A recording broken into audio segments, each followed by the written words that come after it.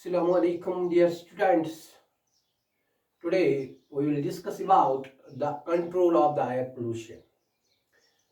आज हम बात करेंगे कि एयर पोल्यूशन को हम कैसे कंट्रोल कर सकते हैं। देखो, for the sake of convenience तो इस को हम डिवाइड करेंगे इनटू 3 पार्ट्स। पहले पार्ट में हम देखेंगे कि control of vehicular air pollution, तो दूसरे में हम देखेंगे control of the particulate air pollution, और तीसरे में हम देखेंगे control of the gaseous air pollutants. ठीक है ना। आज के इस टॉपिक में हम बात करेंगे कि how we can control the vehicular air pollution, the automobile, the pollution which is caused by the automobiles or by the vehicles. जहाँ तक एयर पोल्यूशन का ताल्लुक है, nowadays it has become a very serious concern and it is now a global issue. तो ये तो आजकल global issue है, पूरे ग्लोब में इसके इल इफेक्ट्स पाए जाते हैं। It is not now confined to particular region और पर्टिकुलर एरिया। तो इस तरह हम ये कहेंगे कि अब ये पूरे ग्लोब में इसके जो मतलब नेगेटिव इम्पैक्ट्स हैं वो देखने को मिलते हैं। तो जहाँ तक कंट्रोल ऑफ एयर पोल्यूशन का ताल्लुक है, एयर पोल्यूशन को तो हम कॉम्प्रहेंसिवली और कंप्लीटली और परफेक्टली तो कंट्रोल नहीं कर सकते हैं, but we can minimise its level to some extent. कुछ हद तक इसकी लेवल को हम कम कर सकते हैं। Actually we can actually minimise the air pollution load, but by taking various by adopting various methods, by adopting different techniques, तो एयर पोल्यूटेंट्स का जो लोड है, उनका जो कंटेंट है, उसको हम कम कर सकते हैं, थोड़ा मिनिमाइज तो कर सकते हैं, न कि उसको हम पूरी तरह से कर्ब या कंट्रोल कर सकते हैं। Let us see today in this topic how we can control the vehicular air pollution, the pollution of the air which is caused due to the emissions which are released from the automobiles or these vehicles. तो vehicular control या vehicular pollution या vehicular air pollution, it is control. देखो, जहां तक मतलब the vehicular air pollution can be controlled by improving both the fuels as well as the engines, such as using unleaded petrol in combination with catalytic converters and using low sulfur containing diesel with in combination with the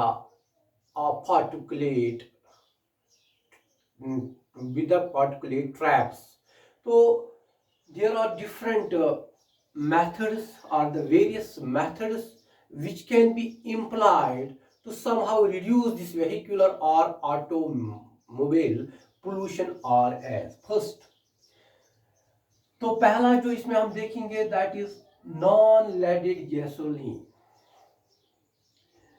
देखो, हमें क्या करना, मतलब जो एक step है इसको हम रिड्यूस कर सकते हैं कि यूजुअली जो मतलब पेट्रोल होता है इसमें टेट्रामिथाइल और टेट्राइथाइल लेड होता है। तो इसको हमें रिप्लेस करना है by the non leaded petrol.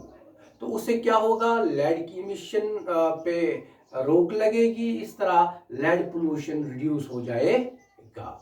तो दूसरा, लो सल्फर डीजल।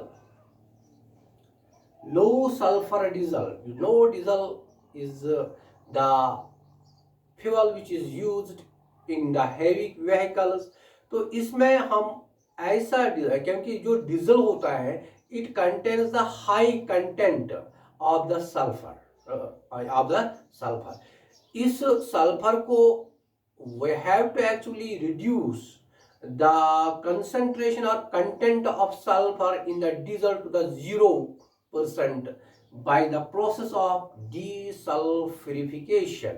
तो इसको हम रिमूव कर सकते हैं सल्फर को। तो इस तरह क्या है कि इसके अंदर जो सल्फर कंटेंट वो कम कर सकते हैं। इस तरह इसके मतलब सल्फर ऑक्साइड जो फिर रिलीज होते हैं एयर में, तो जिनके बिल्कुल नेगेटिव कॉन्सेप्ट है, उससे हम कंट्रोल इससे हम बच सकते हैं। This is the second method. तीसरा जो है exhaust filters. Basically these exhaust filters, they are the devices which are fitted in the automobiles। इनमें एक टेंडेंसी होती है कि they trap and combust and burned the particulate air pollutants from in the diesel engine. जो diesel engine होते हैं, जो वहाँ पे पार्टिकुलेट एयर पोल्यूटेंट्स निकलते हैं, इनको ये ट्रैप करता है और इनकी कंबशन करता है। तो इससे भी पोल्यूशन के चांसेस कम हो जाते हैं। तो ये एक और मेथड है। There is four stroke engines. Actually जो टू व्हीलर्स होते हैं, जो टू व्हीलर्स के अंदर सिर्फ 2 स्ट्रोक वाला इंजन होता है। 2 स्ट्रोक वाला इंजन जो है that is less efficient and in the actually in these vehicle or in these wheelers, two wheelers, तो वहाँ पे about 20 to 30% of unburnt hydrocarbons are released into the atmosphere, and this 2-stroke engine must be replaced by the 4-stroke engine. 4-stroke engines are more efficient and only it can reduce the release of the unburnt hydrocarbons to 10 to 15%. This is another way by which we can reduce this vehicular pollution. Tune-ups. What are these tune-ups? Tune-ups basically it is a method. Actually, it involves the regular checking, regular examination, regularly examining, checking, or monitoring the different parts of the engines of vehicles. And it involves cleaning, filtering, and this repairing of the different parts of the engines. So the parts which are usually checked up in these engines are the rotors, or the engine fluids, in filters, तो वो spark plugs, belts etcetera, ये चीजें हमें check करनी चाहिए। तो उससे भी पोल्यूशन क्या हो सकता है, रिड्यूस हो सकता है। एक्चुअली भाई इससे क्या होता है कि हाँ, ट्यून अप से ये जो है ना फ्यूल आयर रेशियो वो बढ़ जाता है। तो इस तरह इससे एक एफिशिएंट मतलब अच्छी तरह से वहां पे कंबशन होती है। तो इसी तरह एक और मेथड है जिसको हम कहते हैं catalytic converters. Catalytic converters basically these are the equipments which are installed in the vehicles. These catalytic converters, they are the effective tools, or they are the effective equipments to reduce the various air pollutants like carbon monoxide, oxides of nitrogen, hydrocarbons. तो इनको ये reduce करता है। देखो इन catalytic converters के अंदर जो एक इनके ऊपर एक कोटिंग होती है प्रीशियस मेटल्स की, जिसमें पैलेडियम होता है, प्लेटिनम होता है, या हम रोहिडियम कहते हैं। रोहिडियम भी एक प्रीशियस मेटल है। तो इनकी कोटिंग ऊपर होते हैं, दे एक्ट्स एज द कैटालिस्ट्स। ये दो तरह के होते हैं। एक को हम कहते हैं ऑक्सीडेशन these catalytic converters, दूसरा जो होता है ऑक्सीडेशन रिडक्शन कैटालिटिक कन्वर्टर। तो ऑक्सीडेशन जो कैटालिटिक कन्वर्टर होता है, इससे हम कंट्रोल करते हैं कार्बन मोनोऑक्साइड और ऑक्साइड्स ऑफ नाइट्रोजन की। इसी तरह जो यहाँ पे जो ऑक्सीडेशन रिडक्शन से, इससे कार्बन मोनोऑक्साइड भी हम कंट्रोल कर सकते हैं, इसकी कंसंट्रेशन कम कर सकते हैं। इस तरह ऑक्साइड्स हम नाइट्रोजन और हाइड्रोकार्बन को भी इससे टू सम एक्सटेंट कंट्रोल कर सकते हैं। Basically in these catalytic converters carbon monoxide is actually oxidised to carbon dioxide. इसी तरह जो हाइड्रोकार्बन हैं they are oxidised to carbon dioxide and water and the hydrocarbon and इसी तरह जो oxides of nitrogen है they are reduced to simple nitrogen, and these are the various methods, various techniques by which we can control or we can reduce the air pollution which is caused by the vehicles or the automobiles, ठीक है ना। तो इसके अलावा हम air pollution को there are some other methods by which we can control or we can minimize the air pollution, that is पहला dilution। Dilution में क्या करते हैं हम, डाइल्यूशन में हम जो मतलब इंडस्ट्रीज और फैक्ट्रीज हैं वहां पे हम इंस्टॉल करते हैं toll stakes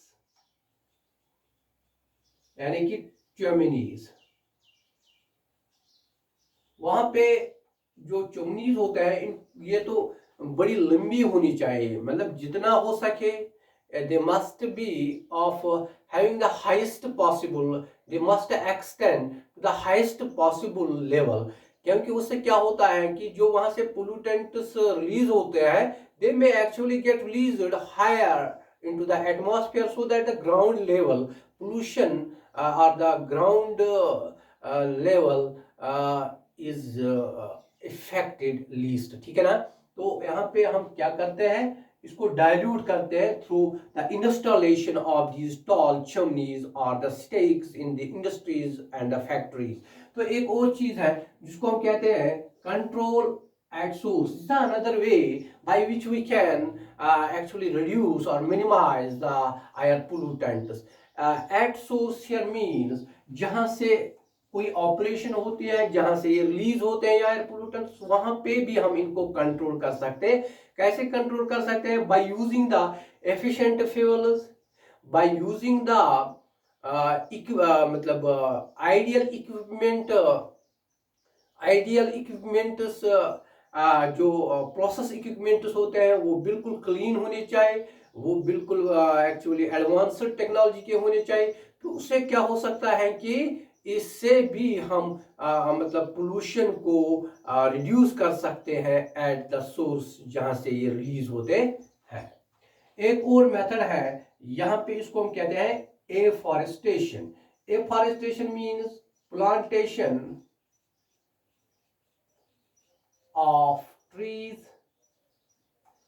and growing of the vegetation, actually plantation of the green belts, or we can say they are actually to establish the green belts particularly around the industrial areas, because these plants, the vegetation, they are able to reduce the air pollutants, to usually the particulate air pollutants, and thereby actually they reduce the air pollution. This afforestation is another effective method. Zoning में हम क्या करते हैं, यहाँ पे जो मतलब industries होते हैं, industries are to be established far away from the high population areas. तो जो पॉपुलेशन एरियाज होता है, जहाँ पे रेजिडेंशियल एरिया होता है, उससे बहुत दूर हमें ये मतलब हम ये जो ये इंडस्ट्रीज हैं इनको एस्टैब्लिश करते हैं। तो इस तरह जोनिंग होती है रेजिडेंशियल एरिया के लिए, हॉस्पिटल्स के लिए, इंस्टीट्यूशंस के लिए, इसी तरह वो जो होते हैं इंडस्ट्रीज और फैक्ट्रीज के लिए, वहाँ पे अलग अलग जोन्स होते हैं, वहाँ पे अलग अलग एरियाज होते हैं जिन पे ये चीज़ें हम एस्टैब्लिश करते हैं। इस तरह वहाँ पे जो वहाँ से पोल्यूटेंट्स रिलीज होगी तो यह इन जगहों पे उसका इम्पैक्ट कम पड़ेगा। तो this is another way by which we can actually reduce the air pollution. तो इसी तरह एक और मेथड है जिसको कहते हैं हम डीसल्फ्यूराइजेशन, रिमूवल ऑफ सल्फर। सल्फर को हम रिमूव कर सकते हैं फ्रॉम द सल्फर ऑक्साइड्स, ठीक है ना। तो उस प्रोसेस को हम कहते हैं तो डीसल्फ्यूराइजेशन, ये भी एक इफेक्टिव मेथड है। इसी तरह लेजिस्लेशन, यू नो द जो पोल्यूशन, एयर पोल्यूशन एक्ट्स हैं, इनको स्ट्रिक्टली फॉलो करना चाहिए। इनको इनकी there must be strict enforcement of the laws related to the air pollution, ठीक है। तो एक और है फ्यूल सिलेक्शन। फ्यूल सिलेक्शन में हम क्या करते हैं, फ्लेक्स सिलेक्शन में जो हम फ्यूल्स यूज करते हैं, they must be efficient, they must be ideal fuels. For example fossil fuels जिनसे ज्यादा पोल्यूटेंट्स, एयर पोल्यूटेंट्स रिलीज होते हैं, they must be replaced by some other pollutants like wind, मतलब जो मतलब they must be actually replaced by some other मतलब pollutant, sorry, by some other energy giving sources, or by another these sources like wind हमें इस्तेमाल करनी चाहिए, जो energy हम मतलब जनरेट करते हैं वाटर से, वो इस्तेमाल करनी चाहिए इन चीज़ों में, ठीक है ना। तो उससे क्या होगा कि इससे मतलब जो ये फॉसिल फ्यूल्स कम हो यूज़ हो जाएंगे, इस तरह वहाँ से जो पोल्यूटेंट्स निकलते हैं इनके चांसेस भी फिर कम होते हैं। This is all regarding the today's topic. Inshallah, in the next video we will try to explain the particulate air pollutants, the control of the particulate air pollution. This is for all today's topic. So thank you. Fi amanillah.